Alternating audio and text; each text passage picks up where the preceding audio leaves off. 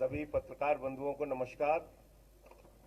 आज इंडिया गठबंधन की संयुक्त प्रेस वार्ता में दिल्ली के मुख्यमंत्री माननीय अरविंद केजरीवाल जी, समाजवादी पार्टी के राष्ट्रीय अध्यक्ष माननीय अखिलेश यादव जी अपनी बात रखेंगे। दिल्ली के मुख्यमंत्री केजरीवाल जी इंडिया गठबंधन के लिए उत्तर प्रदेश में जनता से अपील करने के लिए आए हैं, वोट मांगने के लिए आए हैं। मैं उनसे अनुरोध करूंगा विनम्रता पूर्वक कि वो अपनी बात रखें। आज यहाँ आए हुए सभी पत्रकार बंधुओं को और जितने दर्शक ये देख रहे हैं उन सबको मेरा नमस्कार, मेरा प्रणाम। आज लखनऊ में मैं उत्तर प्रदेश के सभी मतदाताओं से इंडिया गठबंधन को भारी भरकम वोट देने के लिए, भारी मात्रा में वोट देने के लिए अपील करने के लिए आया हूँ। मैं 4 बातें रखना चाहता हूँ। पहले चारों बिंदु बता देता हूँ, फिर उसको डिटेल में एक्सप्लेन करूँगा। पहला ये कि ये चुनाव भारतीय जनता पार्टी मोदी जी अपने लिए वोट नहीं, अमित शाह जी को प्रधानमंत्री बनाने के लिए वोट मांग रहे हैं। दूसरी बात,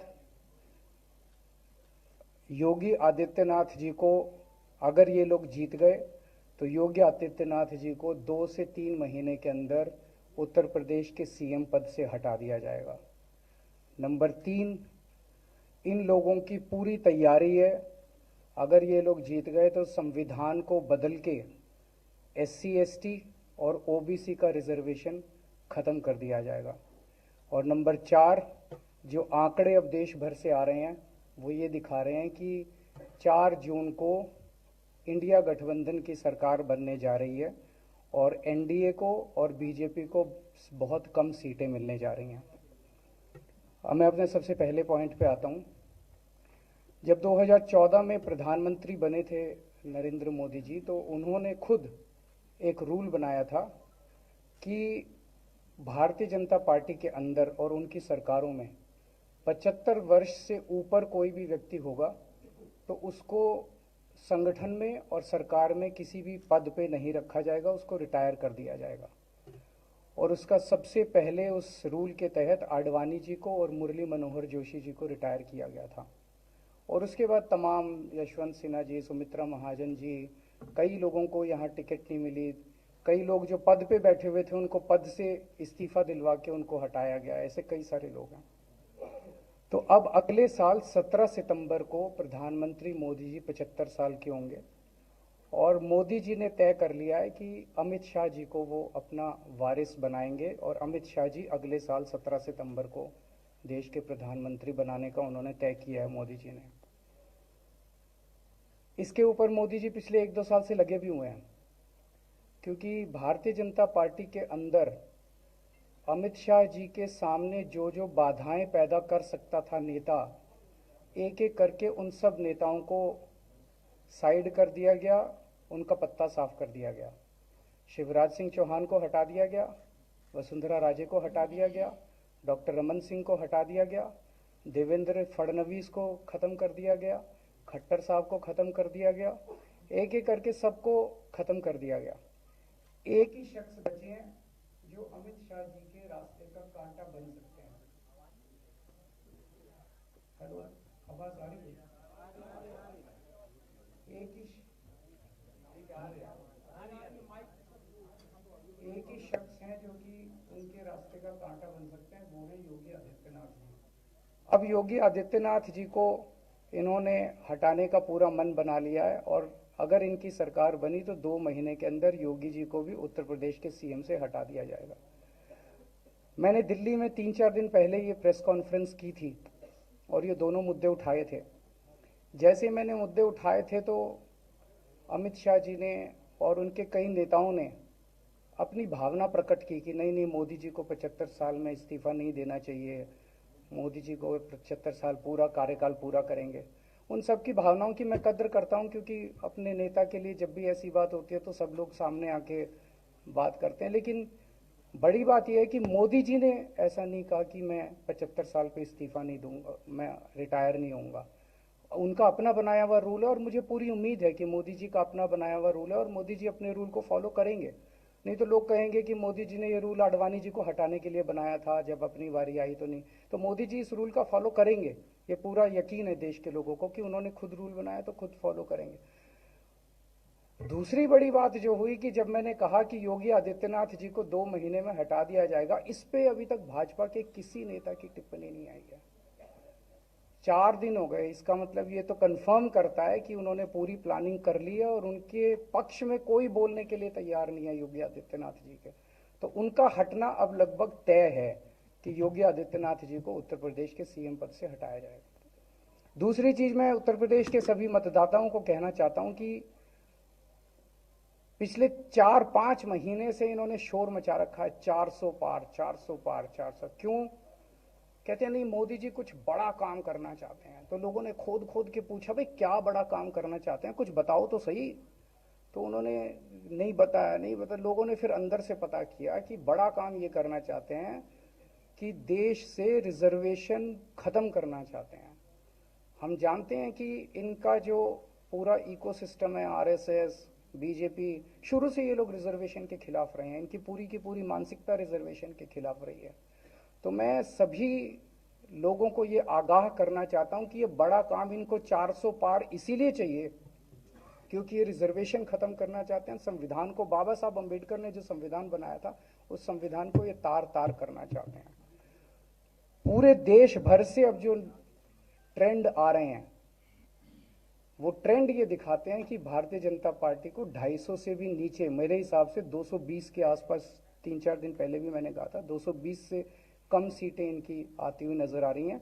आप हिसाब लगा लीजिए। मैं हरियाणा होके आ रहा हूँ कल परसों, हरियाणा में इनकी बहुत कम हो रही हैं, दिल्ली में इनकी बहुत कम हो रही हैं, पंजाब में मुझे नहीं लगता इनकी कोई सीट आ रही है, कर्नाटक में इनकी काफ़ी कम हो रही हैं, महाराष्ट्र में इनकी बहुत कम हो रही हैं, बंगाल में इनकी कम हो रही हैं, यूपी में इनकी कम हो रही हैं, बिहार में इनकी कम हो रही हैं, झारखंड में इनकी कम हो रही हैं, राजस्थान। जो पूरे देश के अंदर एक नेगेटिविटी इन लोगों ने फैलाई है, उसको हम लोग ठीक करेंगे।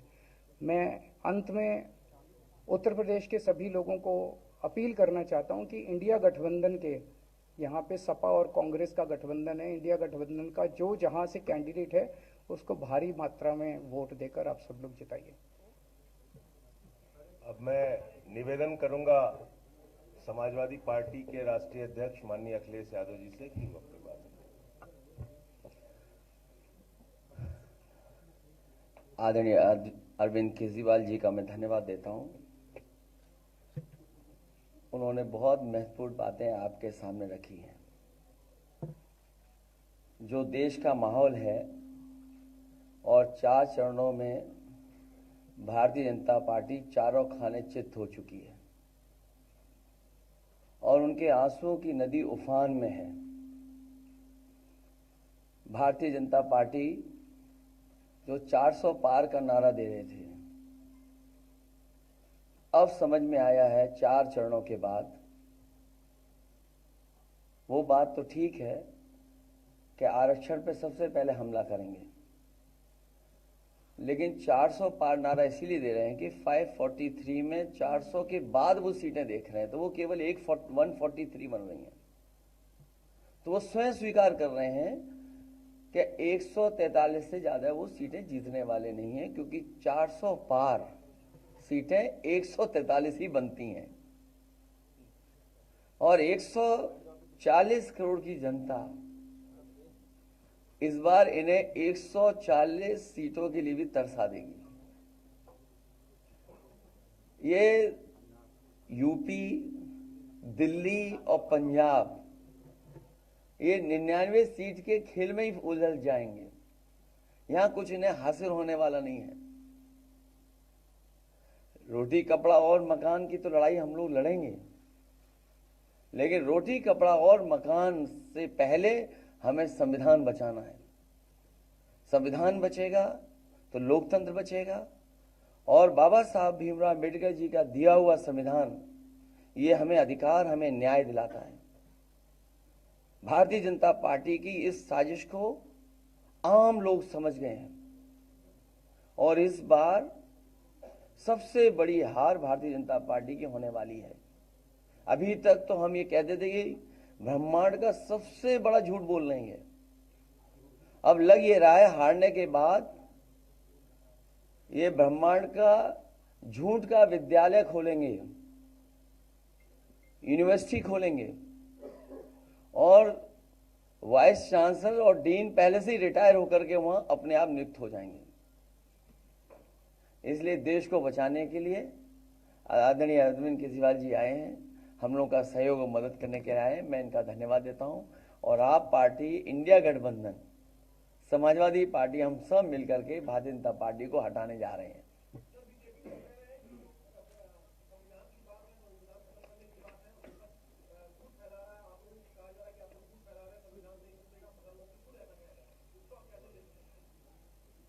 उनकी कौन सी बात सच निकलेगी? अभी आपसे कहा कि 75 साल वाला जो वो है रूल नियम, उसको तो फॉलो किया जाएगा ना, इसी से पता लग जाएगा। और एक मिनट, अगर आप इनका इतिहास उठा के देखें पिछले 75 साल का, जनसंघ का, आरएसएस का, थ्रू आउट ये लोग रिजर्वेशन के खिलाफ रहे हैं। तो अब 400 सीटें लाके ये संविधान बदल के उस रिजर्वेशन को खत्म करना चाहते हैं। अरविंद जी, स्वाति मालीवाल के मामले में अभी तक आप कुछ बोले नहीं है। आपके आपके साथ में स्वाति मालीवाल के मामले में अभी तक, अरे उससे ज्यादा जरूरी और चीजें भी हैं, कागज हम निकाल लिए। अरविंद जी, आज आपके साथ भी वो है, आज आपके साथ में भी आए हैं। भाजपाई किसी के सगे नहीं है। क्या बोलेंगे स्वाति मालीवाल के मामले में, क्या बोलेंगे आप? ये है कि भाजपाई किसी के सगे नहीं है और जो सोहेल साथ में, और भाजपाई झूठे मुकदमे लगाने वाला गैंग है। जो केजरीवाल आपके साथ घूम रहे हैं, उनके लिए क्या कहेंगे? हाँ बोलो। बोल रहे हैं, बता रहे। संजय जी, आपने बात कही थी। हाँ, मैं बोल रहा हूँ, आपने प्रेस कॉन्फ्रेंस में बोल रहा हूँ, एक सेकंड बोल रहा हूँ।